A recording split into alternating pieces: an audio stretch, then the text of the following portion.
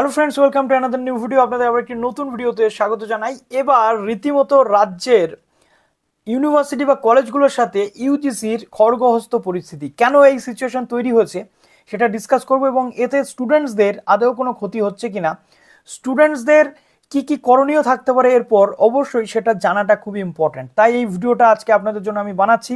যারা নতুন আছেন এই চ্যানেলে, অবশ্যই চ্যানেলটিকে সাবস্ক্রাইব করে পাশে থাকা বেল আইকনটি ক্লিক করে দেবেন, যাতে সব তথ্যগুলো আপনার টাইম টু টাইম এখান থেকে পেয়ে যান।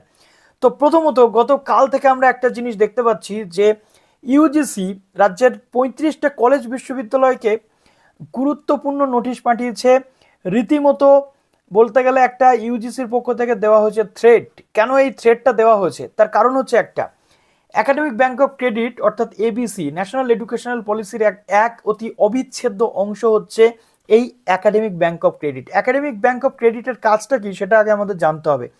প্রথমত, এবিসি কাজ করে, যদি কোনো ক্যান্ডিডেট কোনো একটা ক্লাসে ভর্তি হয় তাহলে তার একটা এবিসি আইডি কিন্তু ক্রিয়েট হয়ে যায়, এবং এই এবিসি আইডির কাজ হচ্ছে সেই ক্যান্ডিডেটটা ফার্স্ট সেমিস্টার পড়ছে, সেকেন্ড সেমিস্টার পড়ছে, প্রত্যেকটা সেমিস্টারের ডিটেল বা প্রত্যেকটা সেমিস্টারের স্কোরগুলোকে সেখানে যোগ করে রাখা।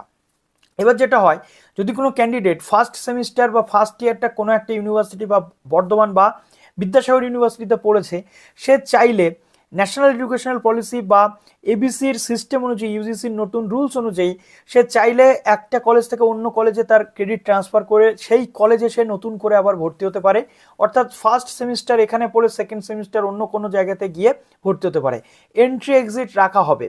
কিন্তু আমরা দেখেছি আমাদের রাজ্যের বেশ কতগুলো ইউনিভার্সিটি লাইক যাদবপুর এবং ইউনিভার্সিটি এই এন্ট্রি এক্সিটের অপশন কিন্তু রাখেনি। তারা ন্যাশনাল এডুকেশনাল পলিসি অনুযায়ী 4 বছরের গ্র্যাজুয়েশন তো চালু করেছে, বাট এন্ট্রি এক্সিটের জায়গা নেই। অর্থাৎ যাদবপুর ইউনিভার্সিটিতে কোনো ক্যান্ডিডেট 2 বছর পড়ার পর যদি তার মনে হয় আর 2 বছর অন্য ইউনিভার্সিটিতে গিয়ে পড়বে, এক্সিটের সুযোগ নেই, আবার এন্ট্রির সুযোগও কিন্তু নেই।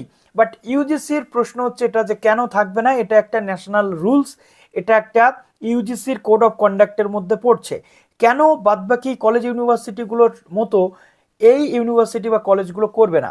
প্রথমত আমরা দেখেছি যে এই এবিসি সিস্টেমের মধ্যে রয়েছে বেশ কিছু ইউনিভার্সিটি, এর মধ্যে 62টার মতো ইউনিভার্সিটি বা কলেজ আমাদের ওয়েস্ট বেঙ্গলে রয়েছে। এর মধ্যে ক্যালকাটা ইউনিভার্সিটি থেকে শুরু করে রবীন্দ্র ভারতী, প্রেসিডেন্সির মতো একাধিক সরকারি ইউনিভার্সিটি এর আন্ডারে নাম লিখেছে প্রেসিডেন্সি ইউনিভার্সিটি, বাট নাম লেখাইনি হচ্ছে রাজ্যের 35টা কলেজ ইউনিভার্সিটি। তার মধ্যে রয়েছে যাদবপুর ইউনিভার্সিটি, সেন্ট জেভিয়ার্সের মতো ইউনিভার্সিটি। এমনকি শুধুমাত্র সরকারি প্রতিষ্ঠান নয়, কল্যাণী এইমস, তারপরে আইআইএম কলকাতার মতো কেন্দ্রীয় সরকারের যে প্রতিষ্ঠান রয়েছে সেই জায়গাগুলোতেও প্রবলেম দেখা দিয়েছে, তারা এবিসিতে নাম নথিভুক্ত করেনি। আর তাই ইউজিসির পক্ষ থেকে এই যে নাম নথিভুক্ত না করার ফলে 35টি কলেজ বিশ্ববিদ্যালয়, কেন এটা হলো তার কারণ জানতে চেয়ে সরকারের উপর চাপ তৈরি করা হয়েছে ইউজিসির পক্ষ থেকে। এবং কিছুদিন আগে রাজ্যের স্বরাষ্ট্র সচিবকেও কিন্তু ইউজিসির পক্ষ থেকে একটা চিঠি লেখা হয়েছিল, এবং এই মর্মে গতকাল আমরা দেখতে পাচ্ছি যে বিকাশ ভবনের উচ্চশিক্ষা দপ্তরে হেড অফিস বিকাশ ভবনে একটি মিটিং আয়োজন করা হয়েছে, অনলাইন মিটিং। সেখানে কি রেজাল্ট আসে সেটা অবশ্যই আপনাদের জানাবো, এবং সেখানে সরকারি বেসরকারি কলেজগুলোকে কিন্তু যোগ দিতে বলা হয়েছিল। একই চিঠিতে ইউজিসি জানিয়েছে ইতিমধ্যে একাডেমিক ব্যাংক অফ ক্রেডিটের নাম নথিভুক্ত হয়েছে রাজ্যের 62টি ইউনিভার্সিটিকে। নয়া শিক্ষানীতি অনুযায়ী এটা কিন্তু খুবই গুরুত্বপূর্ণ, সেখানে ক্রেডিট বা স্কোরটা সংরক্ষিত থাকবে। আমরা দেখেছি গত বছর বেশ কতগুলো কলেজে ভর্তি হতে গেলে একাডেমিক ব্যাংক অফ ক্রেডিট লেগেছে। এবছর আশা করছি এই বৈঠকের পরবর্তীতে যাদবপুর থেকে শুরু করে বা সেন্ট জেভিয়ার্স কলেজের মতো ইনস্টিটিউশনগুলো আপগ্রেডেশন করাবে, এবং ইউজিসি রুলস মেনে এখানেও এবার এবিসি সিস্টেম চালু হবে। এবং নতুন শিক্ষাবর্ষে যখন ভর্তি শুরু হবে আফটার এইচএস, তখন স্টুডেন্টসদের কিন্তু এবিসি আইডি ক্রিয়েট করতে হবে, তারপর তাদেরকে ভর্তি তারা কিন্তু হতে পারবে। এবিসি আইডি কিভাবে ক্রিয়েট করতে অবশ্যই আমি আপনাদের দেখাবো। এবার কিছু বক্তব্য আপনাদের সঙ্গে আমি শেয়ার করি। যাদবপুর ইউনিভার্সিটির রেজিস্ট্রার স্নেহমঞ্জু বসু স্যার বলছেন, এই ব্যাপারে পরীক্ষা নিয়ামকের দপ্তর বৈঠকে যোগ দিয়ে যা করার তা তিনি করবেন। তবে যাদবপুর শিক্ষক সমিতির সম্পাদক পার্থ প্রতিম রায়ের বক্তব্য, প্রতিটি কলেজ বিশ্ববিদ্যালয় তাদের নিজেদের মতো করে কোর্স কারিকুলাম তৈরি করে, সর্বত্র এক ধরনের কোর্স কারিকুলাম নেই, ফলে এই ব্যাপারটা রাজ্য সরকার তখন বিবেচনার মধ্যে আনেননি। কিন্তু এখন তৎপরতা এত কেন, সেটা নিয়ে প্রশ্ন উঠছে। সারা ভারত সেভ এডুকেশন কমিটির সাধারণ সম্পাদক তরুণ কান্তি নস্করের বক্তব্য, এটা হলে স্নাতকের পড়াশোনা ভেঙে পড়বে। কর্ণাটক ইতিমধ্যে এটা বর্জন করেছে, পশ্চিমবঙ্গ সরকারকেও তা করতে হবে।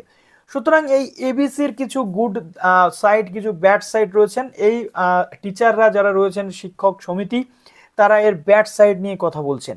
এখন আপনাদের মতো ছাত্রছাত্রী এবং গার্জিয়ান যারা এই ভিডিওটা দেখছেন, তাদের কি মনে হচ্ছে এই নিয়ে একটু কমেন্টটা আপনারা ঝটপট করে ফেলুন তো, তাহলে আমাদের কাছেও একটা জিনিস পরিষ্কার হয়ে যাবে যে এই যে সিস্টেমটা এসেছে, নতুন সিস্টেমটা, এই নতুন সিস্টেম আদৌ গ্রহণযোগ্য কি গ্রহণযোগ্য নয়।